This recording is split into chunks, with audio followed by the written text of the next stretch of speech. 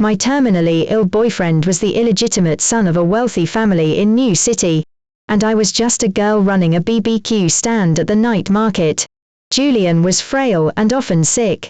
When I was taking care of him, I always gave him the best of everything. But when 12 Rolls-Royces from the Sterling family pulled up to my doorstep to take him back for taking his rightful place within the family, he abandoned me and took my roommate, Tiffany, instead. During an interview, a reporter asked, "Who is this young lady in front of you?" Julian replied, "Just the nanny who's been looking after me these past few months." Later, he became Mr. Julian, admired by everyone in New City, while I turned around and married his archenemy. On my wedding night, Julian sent people to abduct me. "Why would you marry an ugly monster?" "Because he never treated me like a nanny." Julian sneered, "Is that all you amount to?" I nodded. "Exactly, that's all I amount to." The day the Sterling family came for Julian, 12 Rolls-Royces lined up in the alley I always took home. Reporters, with their cameras and microphones, swarmed the old building, blocking every exit.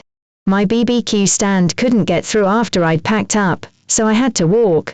My neighbor, Brenda, saw me and enthusiastically linked her arm through mine. "Stella, you've hit the jackpot. Yours actually the Sterling family's young master. Grandpa sent people to pick him up. You can go back with him and enjoy the good life." As I stood there stunned, Julian came down from upstairs, surrounded by a large group of people. I had never seen Julian like this. Dressed in a perfectly tailored dark suit, his posture was straight and his aura was refined and distinguished. He looked every bit the privileged alpha from an idol drama. Beside him was my roommate, Tiffany. When looked at me, his gaze was different from before, carrying the disdain of a superior. A sharp-eyed reporter asked him, "Mr. Julian, what is your relationship with the lady in front of you?" Julian's gaze shifted from me, and he replied indifferently, "Just the nanny who's been looking after me these past few months." The neighbors gasped. They often saw me buying things for Julian and exercising with him. They all knew he was my boyfriend. Instantly, glances of sympathy and mockery all fell upon me. I froze. I looked down at my $10 t-shirt, $20 canvas shoes, and the exhaustion radiating from me. I really did look like a nanny. But I had cared for Julian for 5 years. Even if he had said I was just his neighbor, I wouldn't have felt so utterly humiliated. I walked to the lead car. Julian had just opened the car door for Tiffany and let her get in, when he suddenly seemed to remember something, turning to ask me, "You've looked after me for so long. Is there anything you wish for? I can grant it within reason." Brenda immediately urged me, quick, this is your chance. Tell him to take you with him." But I didn't move an inch, only numbly shook the medicine bag in my hand. "Since you don't have a terminal illness, how about settling the money I spent on your medicine all these years? Oh, and living expenses too. It comes out to $598,000. I pulled out my phone, quickly calculating, and then announced the figure. The people around me scoffed, mocking my shallow perspective. With status, what was a mere $598,000? If I had just asked, he would have given me $59.8 million. Julian frowned, his gaze at me complex, but he promptly had his assistant hand me a check. I looked at it, it was $600,000. He even gave me $2,000 extra. Tiffany, clinging to his arm, looked at me, "Stella, Julian is very generous with you, giving you whatever you ask for. But from now on, you two will be worlds apart. I hope you won't say anything negative about Julian to anyone." Julian also looked at me, pressing his lips together. "I don't want anyone to know you are involved with me." I understood. He was disgusted by me, afraid I'd tell the media he was my boyfriend. "Don't worry, I won't. After all, having such an utterly heartless and ungrateful boyfriend is hardly something to brag about." Julian left, and the crowd dispersed. Only, who was usually closest to me, remained indignant. "Stella, are you crazy? What can you do with $600,000? You can't even buy a single apartment." My face pale, I looked at her. "But that's all he owed me. Loving him was my choice. Taking care of him was too. I'll accept that I loved the wrong person." Brenda sighed, poking my head with her finger, calling me foolish. Back home, All of Julian's belongings were gone. Tiffany's too. It was as if a hurricane had passed through, leaving chaos with no one to clean it up. I had worked at my stand all night, and then stopped by the hospital early in the morning to pick up medicine for Julian. Now, I was so exhausted I just collapsed on the sofa, not wanting to move. Meow. Fatty, a cat, squatted in front of me, tilting its head and mowing. It was a stray cat I had picked up from the street. I got up to feed her, and tidied up the room a bit. That evening, I set up my stand as usual. My expenses were actually very low. $600,000, at my spending rate, would last me 20 years. But I wanted to buy a house, to have a place of my own. My BBQ stand was the most popular on the food street outside the university district. The young college students loved to patronize my business. That day, a man in a suit suddenly appeared in front of my stand. "Boss, give me 5 lamb skewers, 10 lamb kidney skewers." Used to serving vibrant young college students, it was my first time dealing with such an obviously wealthy and successful man. I couldn't help but take a few extra glances at him. He was tall, about 6 feet 2 inches, with a straight posture, calm and distinguished. And he was very handsome, with a high nose, deep-set eyes, and facial contours that had a 3-dimensional, mixed European look. A silver-grey Cayenne was parked at the alley entrance, not far away. His lights were on, and a driver was inside, presumably waiting for him. Having read countless romance novels, my mind immediately conjured a cheesy plot, an alpha buying skewers for his sweet, young wife, who was still in college. So I smiled extra brightly. "All right, for here or to go?" I guessed it would definitely be to go. I even took out the takeout containers. But the alpha said, "I'll eat here." Then, ignoring my surprised look, he calmly found a spot and sat down. He ordered around $50 worth of food. I grilled the skewers and served them to him as they were ready. By the time I finished grilling everything, dripping with sweat, he had devoured it all like a whirlwind. "The grilling is excellent. How are your cooking skills?" I froze, pointing at my nose. "Are you asking me? My cooking's decent. I even studied to be a chef before I started this stand." The executive heard this, immediately pulled a business card from his suit pocket and handed it to me. "Are you interested in coming to my home to be my private chef?" I took the business card and saw, Marcus, CEO of Hayes Douglas. My gaze became strange. "Mr. Marcus, you are not trying to sponsor me, are you? $10,000 a month. Of course, I know Mr. Marcus is definitely not that kind of person. 10,000, you say? I can start tomorrow." It wasn't that I wanted to give in, it was just too much money. You see, to buy a house in a place like New City, land where every inch costs a fortune, with my stand's income, I'd probably have to work until I died. The next day, I took the business card and went to the estate for the interview. Marcus opened the door himself. The young man, dressed in a grey tracksuit, had just returned from a run. Seeing me standing at the wrought iron gate, he personally unlocked it and led me inside. With his tall stature and long legs, he walked ahead, and I had to jog to keep up. The estate was huge. It took 7 or 8 minutes to walk from the main gate to the living room. As I walked, I observed my surroundings, wary of him potentially having ill intentions towards me later. Then, with a thump, I ran into his broad back, hurting so much I saw stars. "I'm so sorry, Mr. Marcus, I didn't mean to." I apologized, clutching my aching nose. Marcus turned around, unable to bear it any longer, and looked at me. "Do you think I'm going to do something to you?" I looked disappointed. "Aren't you?" Marcus laughed in exasperation, raised his hand as if to hit me, but then held back, only saying, "Stop calling me Mr. Marcus every other word. Take a good look at who I am." I leaned in closer, then shook my head. "I don't recognize you." TSK. Seriously, I don't. How could a BBQ vendor like me possibly know a big shot like you? Maybe you've made a mistaken identity. I thought, how could a good job paying $10,000 a month just fall into my lap? It turned out the alpha had made a mistaken identity, and taken me for someone else. Marcus gritted his teeth, smiling sinisterly. Stella, if you dare say you don't recognize me again. When the alpha got angry, a chill radiated from him. I instinctively hunched my shoulders, my gaze fixed on the man's profound and handsome face.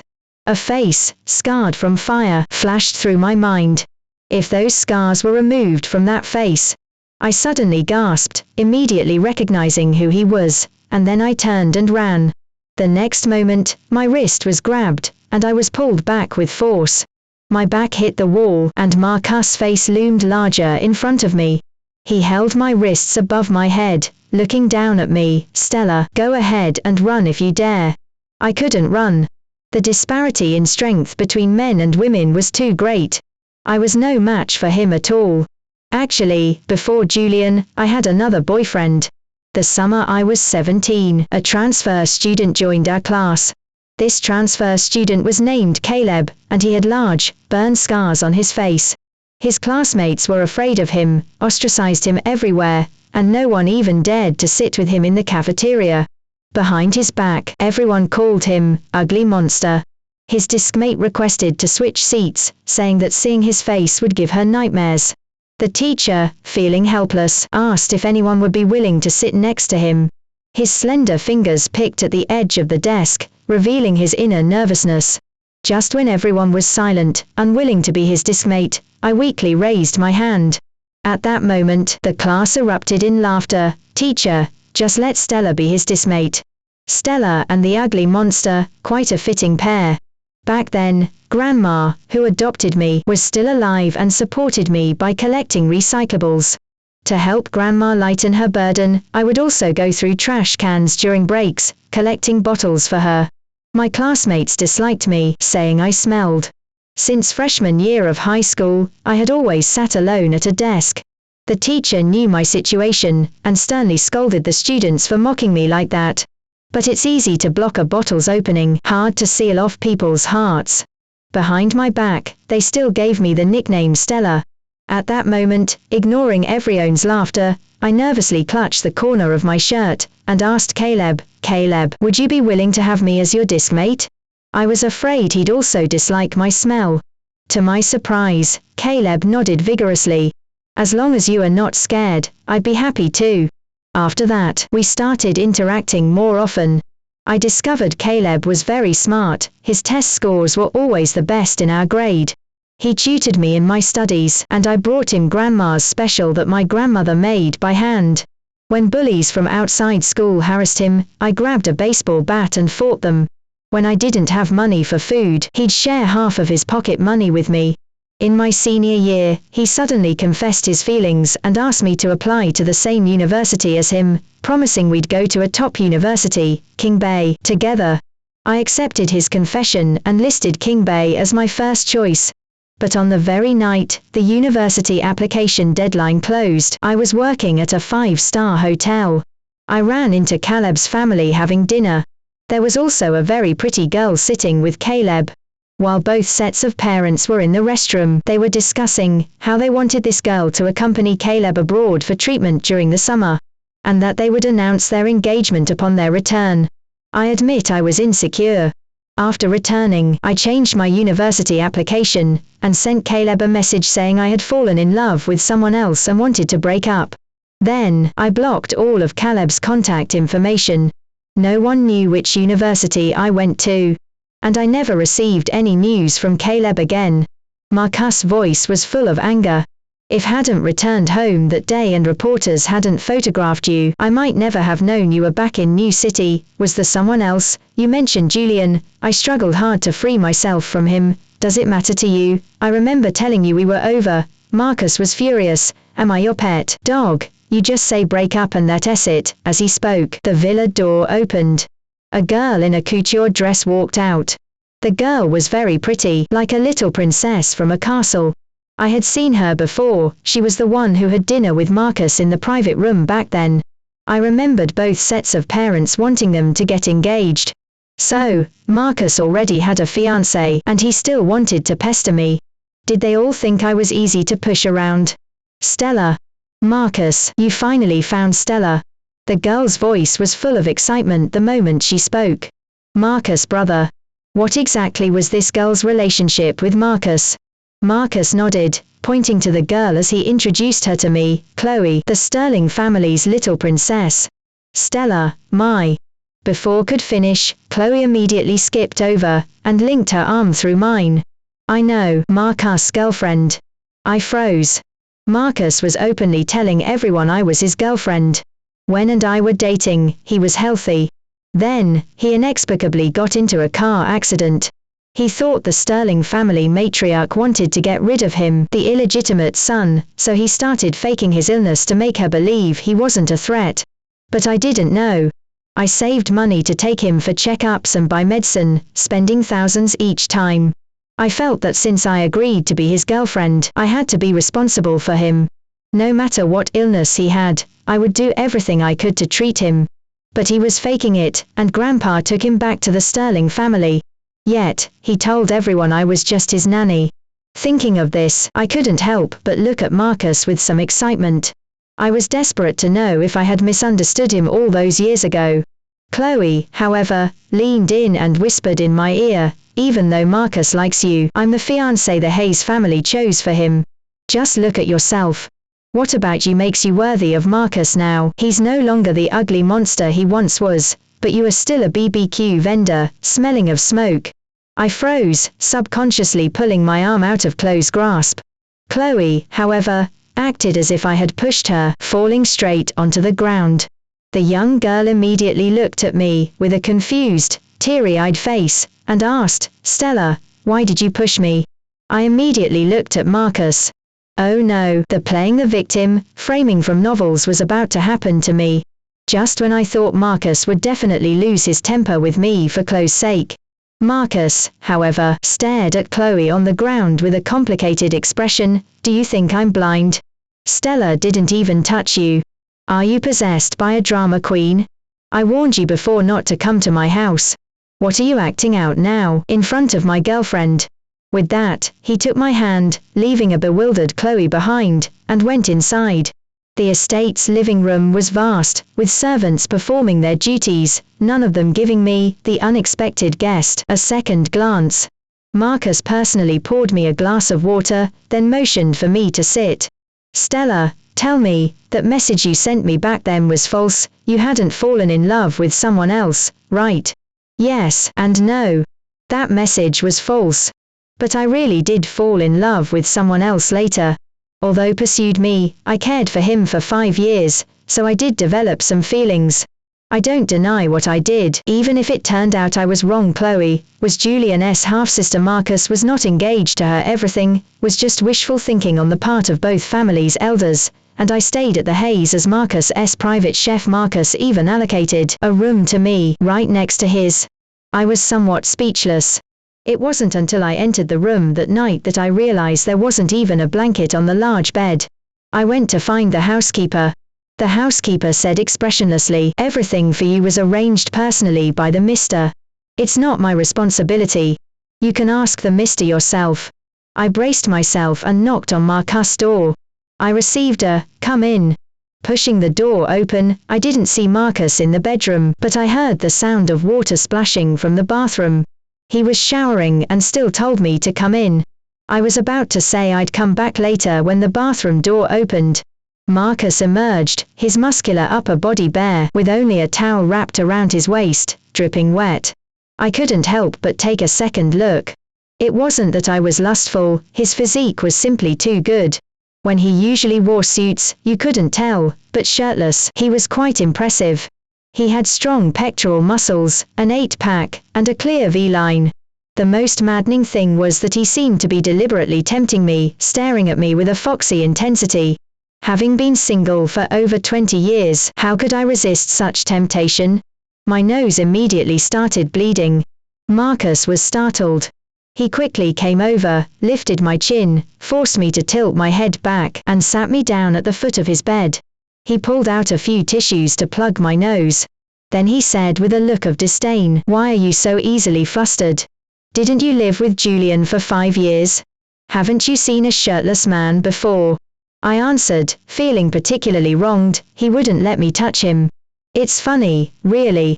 Julian pursued me, yet he guarded against me like I was a thief.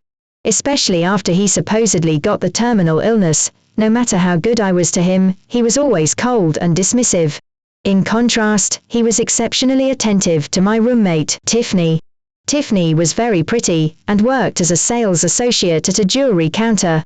For a while, Julian would often text me, in the middle of the night, asking me to order boba tea for him, a small cup costing 30 yuan. Later, I saw the same boba tea on Tiffany's social media feed, and realized Julian had ordered it for her. I was furious. When I returned from my stand, I saw Tiffany nestled in Julian's arms, both of them playing a video game. I pulled Tiffany away and confronted Julian. Why do you flinch away the moment I touch you? But she can be so close to you. Which of us is actually your girlfriend? Julian covered his nose and said, you come back every day smelling of cooking oil and smoke. It's really disgusting to be near you. Tiffany also said, Stella, please don't misunderstand. Julian and I aren't what you think. He sees me as one of the guys, so he's not particular about boundaries. That morning, I took a very long shower. I even considered not going to my stand anymore. But texted me, this month's medicine money is 7,000. Transfer it to me quickly. My heart froze, and I didn't transfer it. He sent another message, I knew it. You think I'm a burden and don't want to treat me anymore. Fine, I'll just die then, okay. I hurriedly packed up my stand, and when I rushed home, I found that the Sterling family had sent people to pick him up. The reason was simple, the Sterling family heir, Daniel, had died of bone cancer, passing away too young. Julian became the only male descendant of his generation in the Sterling family, and Grandpa couldn't possibly let him remain outside the family. I thought Marcus would mock me if he knew. To my surprise, he looked at me with an expression that said, my heart aches for you, and then hugged me tightly. Stella, tell me about your life, these past few years. There wasn't really much to say about those years. I changed my university application, and went to River Urban City, the farthest city from New City. In my sophomore year, I met Julian. Julian came from a single-parent family, with a meager 700 yuan for living expenses each month. His roommates all wore designer sneakers and Nikes, but he had one pair of 80 yuan athletic shoes that he wore for 2 years. By then, I had already started working part-time. Not only did I not ask Grandma for money, but I also sent her the money I saved each month. I was abandoned as a child, never knew my biological parents, and Grandma was my only family in this world. But she suddenly died. She was hit by a car while collecting recyclables, and died in the hospital after resuscitation efforts failed. When I received the news, I felt like my world had fallen apart. I had sworn I would make sure Grandma enjoyed a comfortable life, and my sweet grandmother had promised me she'd live to be 100. How could she break her word? Julian took time off to come back with me. He helped me handle Grandma's funeral arrangements, and encouraged me to pull myself together. Grandma's settlement was 300,000, all transferred to my account. After returning to school, Julian started pursuing me. At that time, I felt life was too bleak. I would burst into tears for no reason. After a hospital checkup, the doctor said I had a tendency towards depression. Julian started bringing me meals every day, taking me out to participate in club activities, and creating all sorts of surprises for me. He slowly led me out of the darkness. So when he confessed his feelings, I accepted. But the year we graduated, Julian was in a car accident. After a hospital checkup, he came back and told me he had a terminal illness. I was terrified then. Fearing he would also leave me like Grandma, I worked several jobs just to save money for his medical treatment. I always dreamed of having a home of our own with him. So when his condition improved slightly, I brought him back to New City. It was close to Grandma's grave. If illness couldn't be cured and he died, I would dig a big pit next to Grandma's grave. Then and I would lie in it together, and I'd cover us with earth myself, a family of 3, never to be separated. But didn't die, and I still had to work hard to earn money. The change happened the day my roommate, Tiffany, moved in. Tiffany was different from me. I ran a BBQ stand on the food street, always smoky and covered in the smell of cooking oil.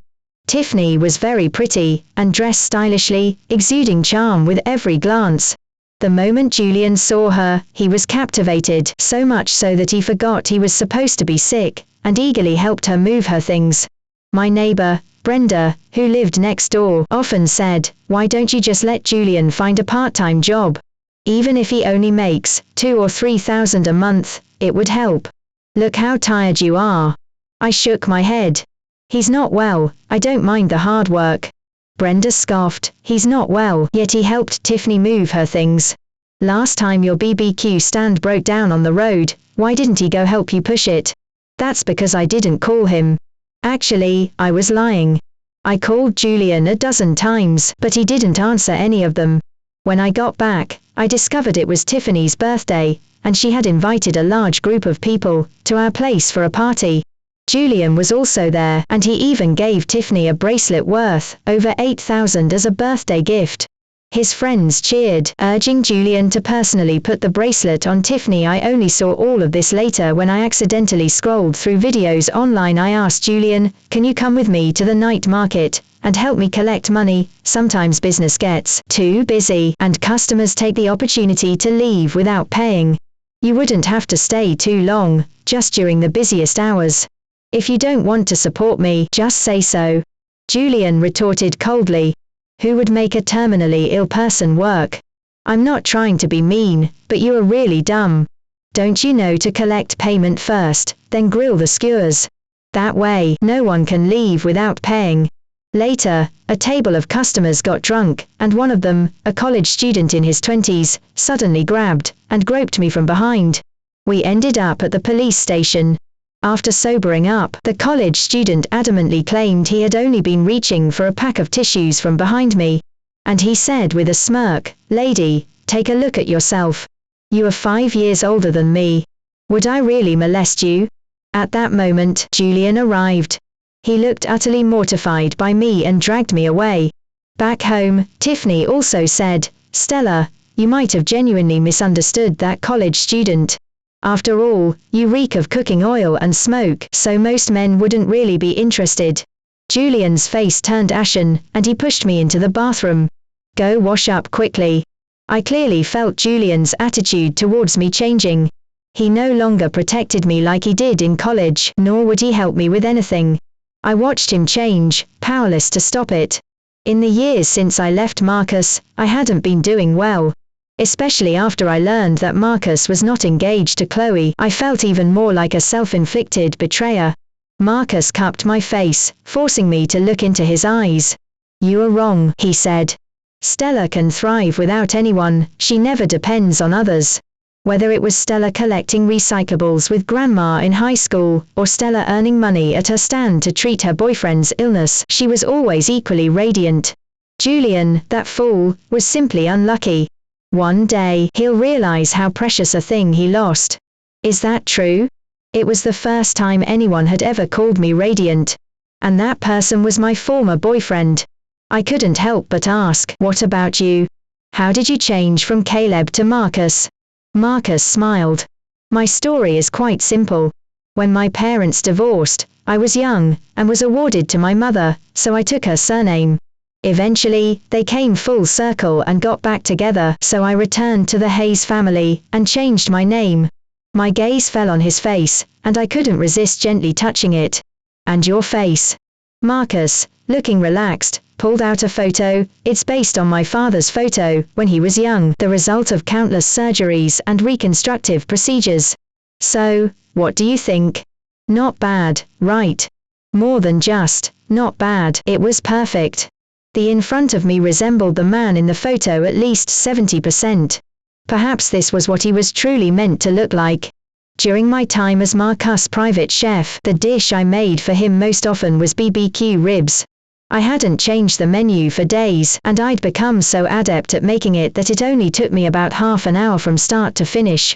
I genuinely felt undeserving of the $10,000 a month. Especially since every day he came home, he would bring me something, sometimes delicious food, sometimes a bouquet, sometimes priceless jewelry from an auction. If I didn't accept, he would forcefully press it into my hand. After half a month of this, I finally couldn't take it anymore, and approached Marcus. Actually, I can make other things too, like shrimp, truffle, pan-seared. Marcus was in his study, buried in a document.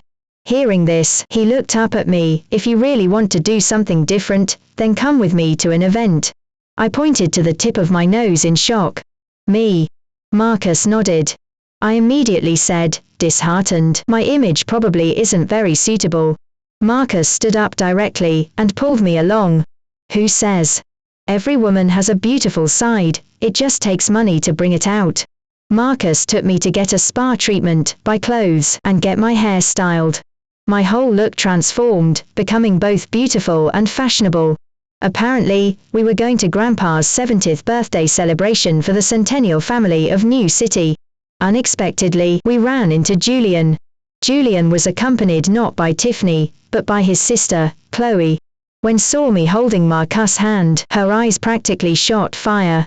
Julian even more so, he scrutinized me with an incredulous gaze.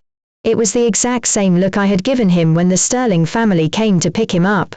After being exposed last time, Chloe simply dropped the act and said acerbically, Marcus, are you really going to give up on me to be with a BBQ vendor? I'm much more refined than she is. What can she give you? Marcus smiled, you are 24, right? Have you earned a single penny yourself? What is your so-called refinement? Your birth. Chloe's face darkened considerably. A good birth counts as an advantage, doesn't it? Marcus nodded. A good birth is indeed an advantage, but it's not a reason for you to feel superior. Chloe was instantly speechless. Julian, on the other hand, looked at me coldly. Stella, no wonder you didn't come to me to apologize. Turns out you found a richer sponsor. But you probably don't know, his face is surgically altered. He used to be an ugly monster. Why are you willing to marry an ugly monster, and not come beg me? I sneered, because he won't treat me like a nanny.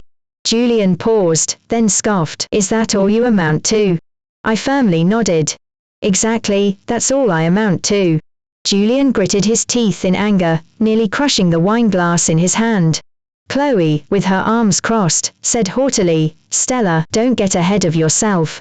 As long as my brother can connect with Grandpa's granddaughter today, the Sterling family will become the wealthiest in New City. Then, people wanting a marriage alliance with our family will be lining up, and you won't even be fit to tie my brother's shoes. Chloe's words were directed at both Marcus and me.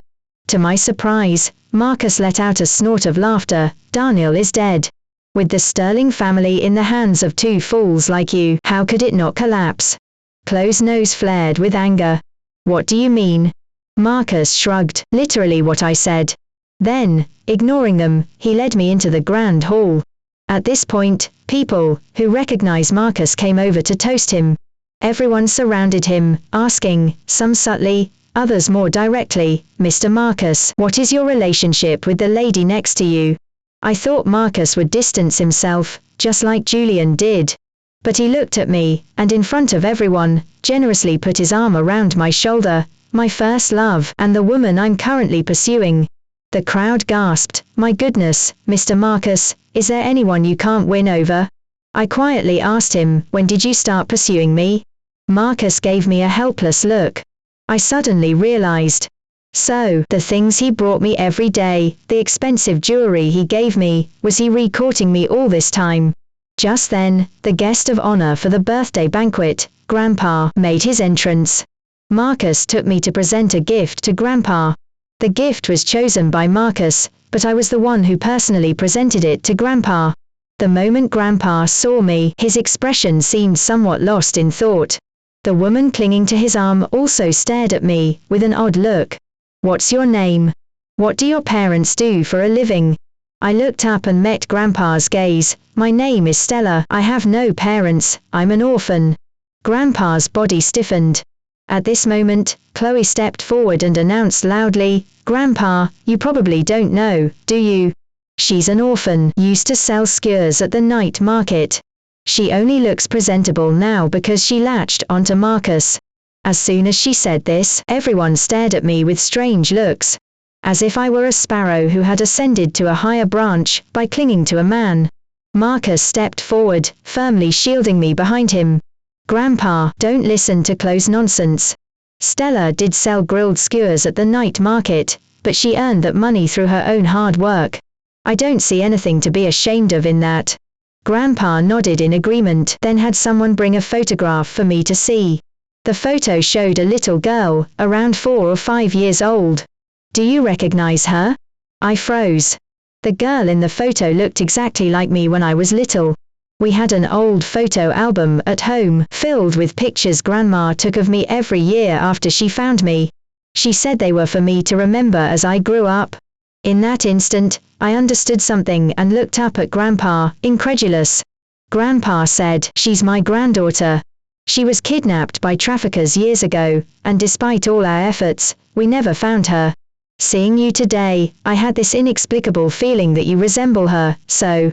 By the end, Grandpa's voice trembled. I couldn't help but say, "She looks exactly like me in my 5-year-old photos." As I spoke, I pulled up the original photos on my phone to show Grandpa. Grandpa took one look and immediately gasped sharply. But he didn't confirm my identity right away. Instead, he asked, "Would you mind if I used your hair for a paternity test?" I nodded. I, too, wanted to know if I had any family left in the world. Grandpa took a strand of my hair and handed it to his assistant, Harry.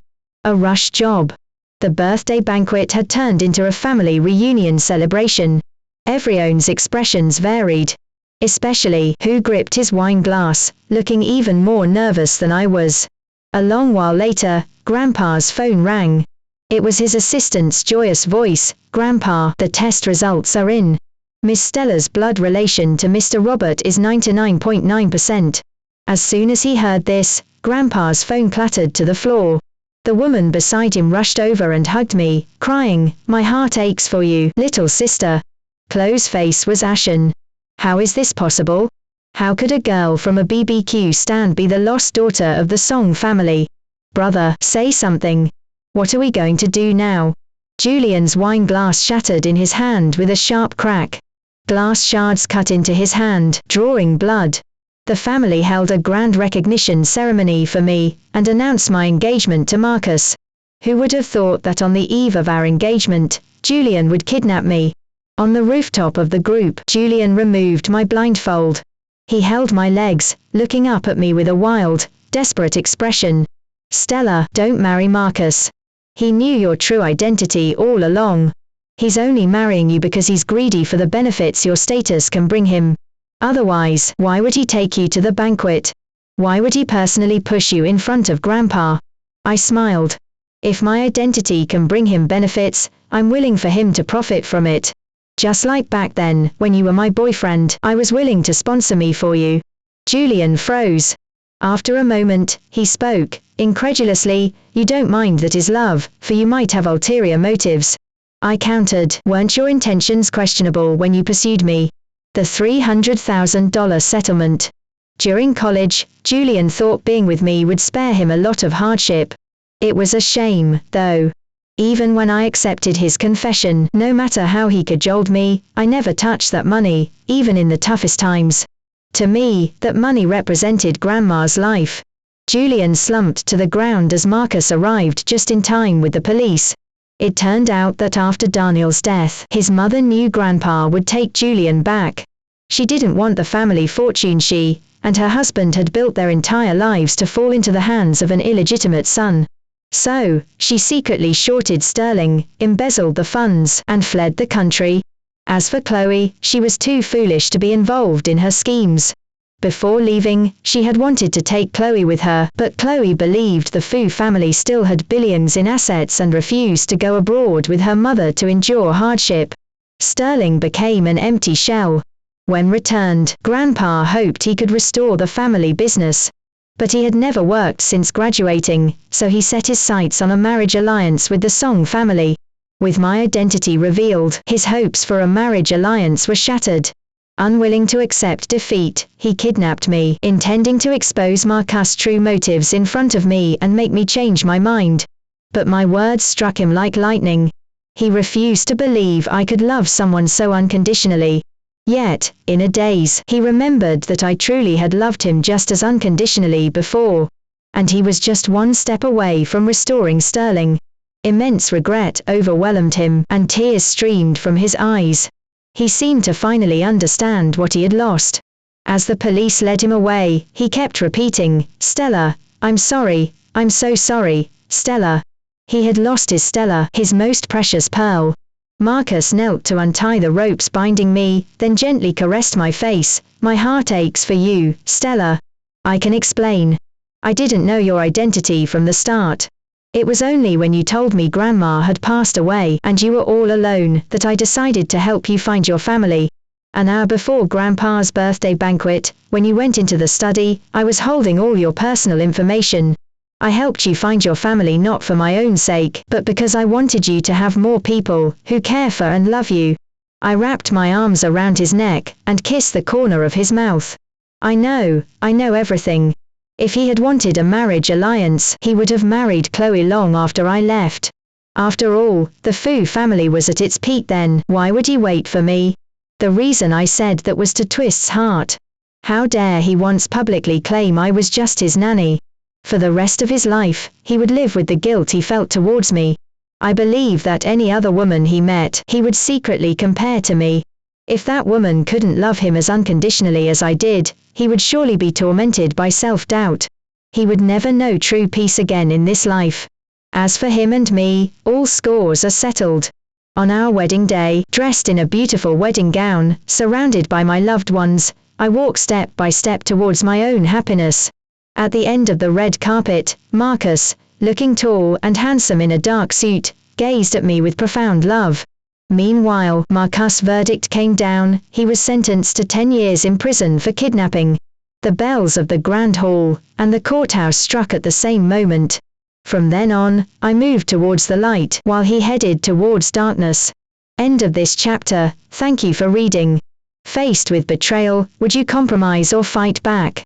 Share your thoughts in the comments below. Subscribe for the next episode.